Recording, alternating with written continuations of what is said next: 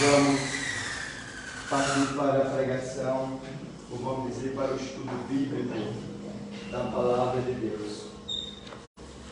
E vou ler aqui no livro de Salmos, para iniciar,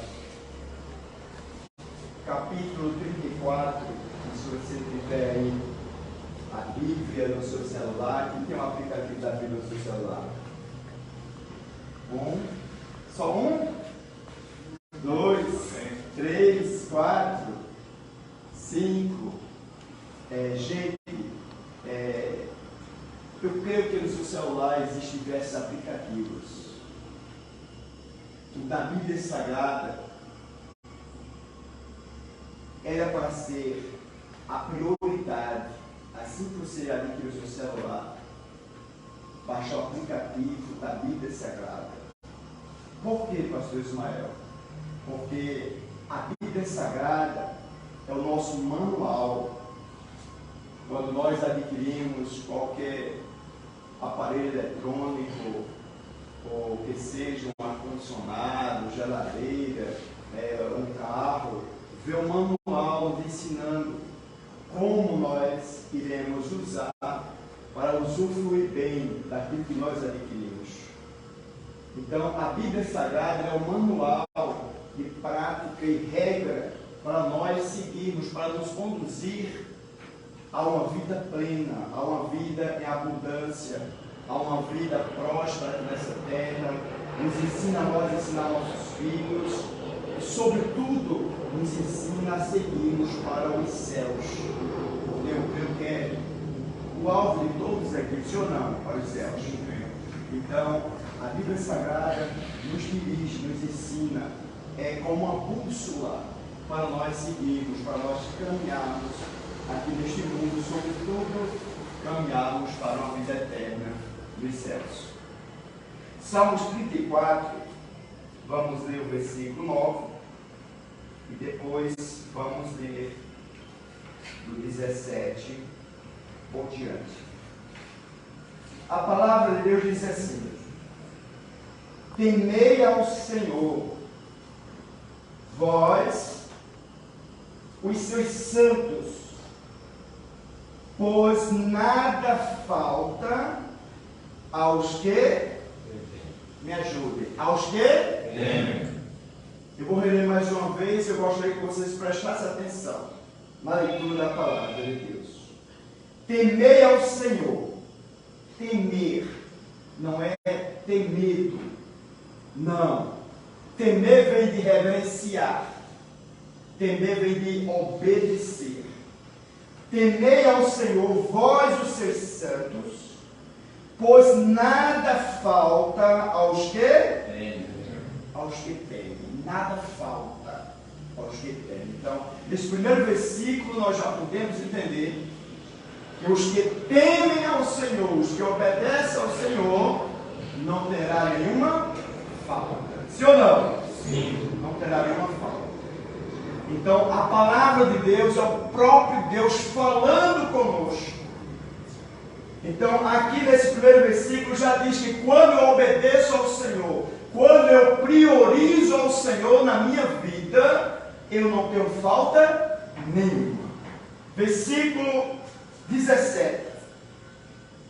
Os justos clamam e o Senhor os ouve e os livra de todas as suas angústias. Mais uma vez aqui, os justos clamam, o Senhor os ouve e os livra de todas as suas angústias. 18. Perto está o Senhor dos que têm o coração quebrantado e salva os contritos de espírito. 19. Muitas são as aflições do justo, mas o Senhor faz o quê? Livra de todas. Mas o Senhor livra de todas.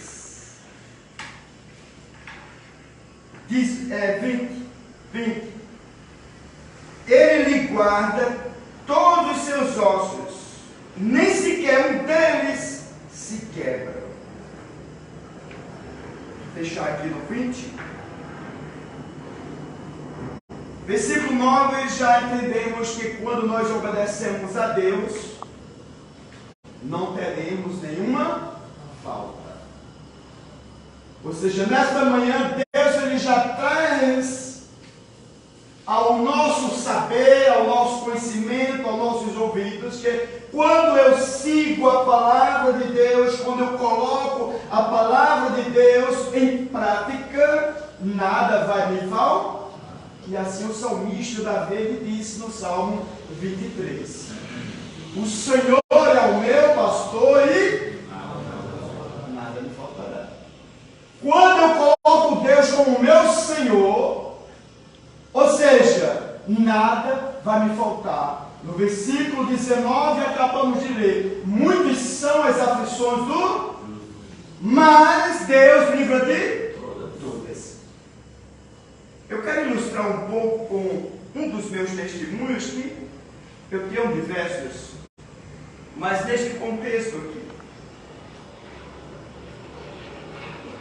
Meses antes da pandemia,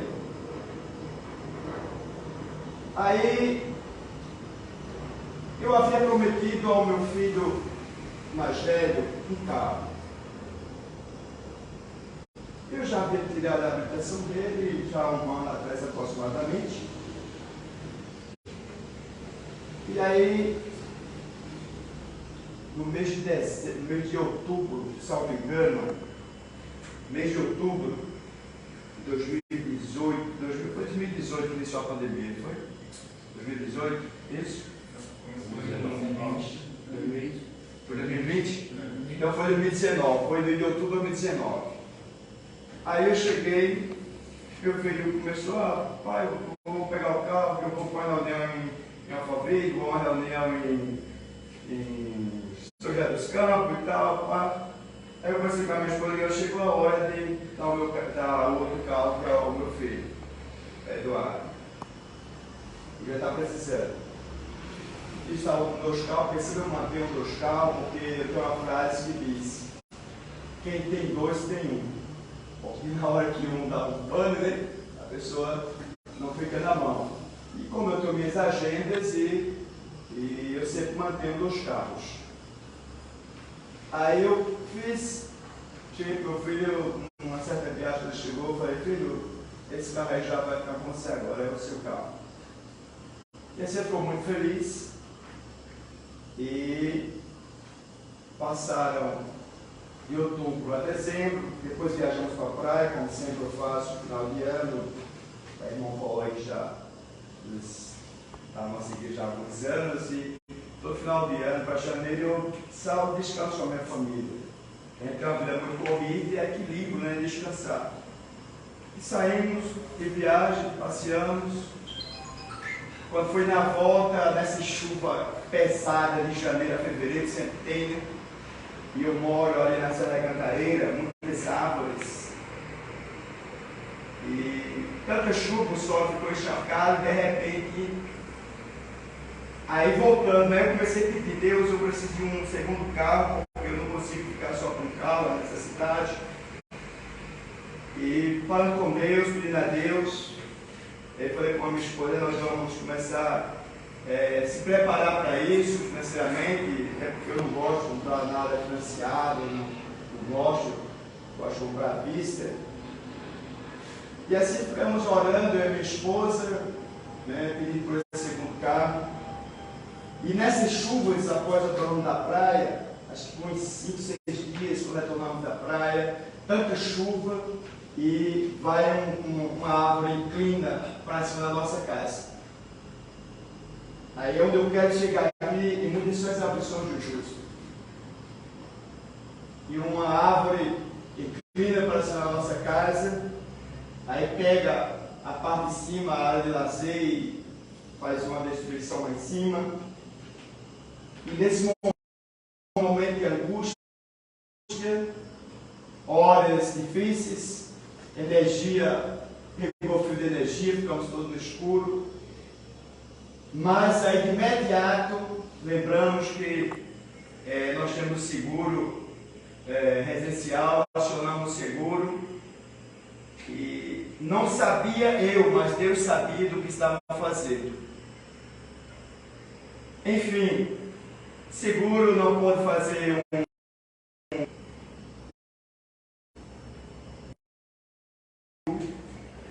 uma oração feita pelo seu servo. Falei, não, deixa mais para frente, a gente arruma e a trazer de novo. Enfim, 3, 4 meses estava tudo certinho, a trazer pronta e o segundo carro de volta na garagem. Por que eu dei esse testemunho para os irmãos? Porque a Bíblia, ela se cumpre na vida dos seus servos. Quando nós praticamos a palavra de Deus, quando nós colocamos a nossa vida no altar de Deus e temos o nosso Deus como nosso Senhor, Ele nos abençoa. A Bíblia diz que a bênção do Senhor, ela enriquece, enriquece. A bênção do Senhor. Os antigos sabem que o seu pai, na autoridade do seu lar com a sua mãe, estava ali sempre a abençoar o filho quando o filho pedia a bênção. Eu morei muitos anos, já até depois de jovem, com meu pai, minha mãe, solteiro, e sempre eu entrava em casa, eu estava estendendo a minha mão e pedindo, pai, bênção pai, bênção mãe. E ele sempre respondia, bênção, Deus abençoe meu filho, Deus abençoe meu filho. Ou seja, do mesmo jeito é Deus conosco. Deus é o nosso Pai, digam glória a Deus. Glória a Deus. Nós precisamos da bênção do nosso Deus, do nosso Pai. E Deus ele está pronto a nos abençoar. Versículo 9, releio, diz, temei ao Senhor, vós os seus santos, pois nada falta aos que o temem. Nada falta. E a Bíblia diz também, versículo 19, muitas são as aflições dos justos, mas o Senhor a livra de todas. Ou seja, na hora que a aflição chega, Deus livra. É como se você tivesse em uma grande tempestade, mas nada acontece com você. Você está no meio do furacão, mas nada acontece com você. Você está ali, um tsunami que atingiu todos em sua volta, mas nada acontece com você. É desse jeito, muitos são. A pessoa fica aflita, fica angustiado, mas Deus livra de todas as aflições. É isso que a Bíblia diz. Nós chegamos àquele momento difícil, como foi o meu caso, daquela da árvore. Eu passei assim momentos angustiantes, mas de repente o Espírito de Deus vem com socorro, vem ali com consolo e diz, filho, o caminho é esse. Você não está entendendo o que eu permiti, mas é para o seu bem, que é para você agora seja abençoado com o seu carro. E assim é uma cura. Para que aconteça a cura, tem que ter o quê? A doença, tem que ter enfermidade, ou não? Ou seja, e Deus ele cura quando a pessoa está em obediência. Temei ao Senhor, vós os santos, porque nada vai lhe faltar, nada vai nos faltar. Quando nós colocamos agora a nossa vida no altar de Deus e praticamos a palavra de Deus com sinceridade, precisamos amar a justiça. Não podemos andar com a nossa vida de todo jeito, porque diz assim, ó, os santos, temei ao Senhor, vós os seus santos. Santos é quem anda na retidão, anda na justiça, anda trilhando nos caminhos certos. Quando você obedece a Deus, tem Deus como seu Senhor, é como você olhar para o seu pai, para a sua mãe e reverenciar-se eles como uma autoridade máxima na sua vida. E você vai se dirigir de bênção, pai. Ah, mas eu já sou casado, já sou avô. Mas se você tem pai, ele não deixou de ser seu pai.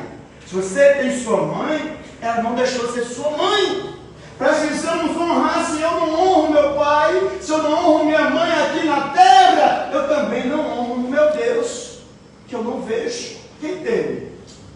Então, para que nós possamos andar e ter vida sem falta aqui nesta terra, como acabamos de ler aqui na palavra de Deus, que nós não temos falta nenhuma, precisamos andar fielmente com o nosso Deus.